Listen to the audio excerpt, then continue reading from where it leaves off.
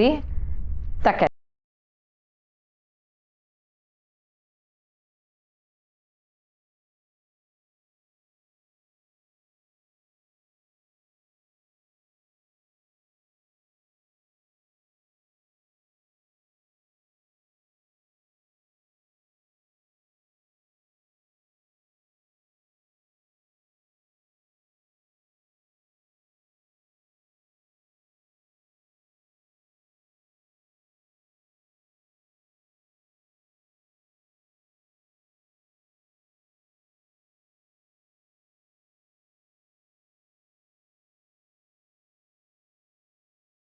ಮಗು ಅಂತ ನೋಡಿದೆ.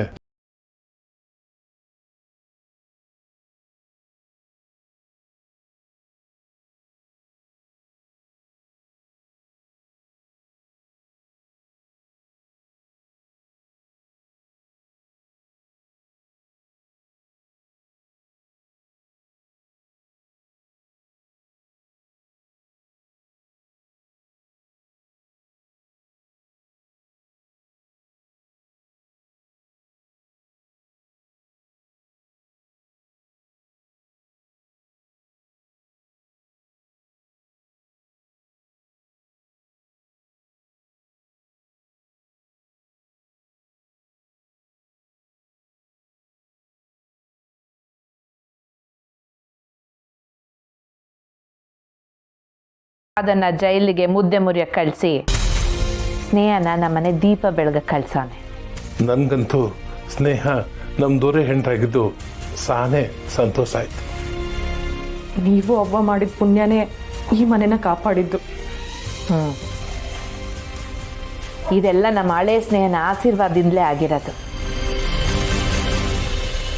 ಅದಕ್ಕೆಯ ಅವಳು ಇಲ್ಲಿ ಇಲ್ಲದೆ ಹೋದ್ರು ಅವಳು ಹೃದಯ ಇರೋ ಹುಡುಗಿನೇ ಈ ಮನೆ ಸೊಸೆ ಆಗಂಗೆ ಮಾಡೋಳೆ. ನಮ್ಮ ಹಳೆ ಸ್ನೇಹನಂತೂ ನಮ್ಮ ಕೈಲಿ ಕಾಪಾಡ್ಕೊಳ್ಳೋಕ್ಕಾಗಲಿಲ್ಲ.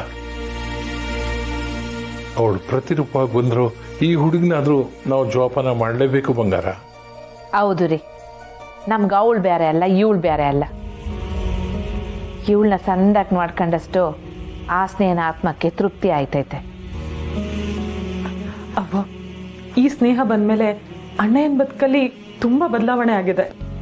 ಹೂನವ್ವ, ಆ ಹುಡುಗಿ ಕಾಲ್ಗುಣ ಸಂದಾಗೈತೆ. ಅದಕ್ಕೆ ನಮ್ಮ ಮನೆನಾಗೆ ಮತ್ತೆ ನಗು ಮೂಡೈತೆ ನೋಡಿ. ಯಾವುದೇ ಸಂದರ್ಭದಾಗೂ ಯಾವುದೇ ಕಾರಣಕ್ಕೂ ಅವಳ ಮನಸ್ಸು ಮಾತ್ರ ನೋಯಿಸ್ಬೇಡಿ. ಸರಿ ಅವ್ವ.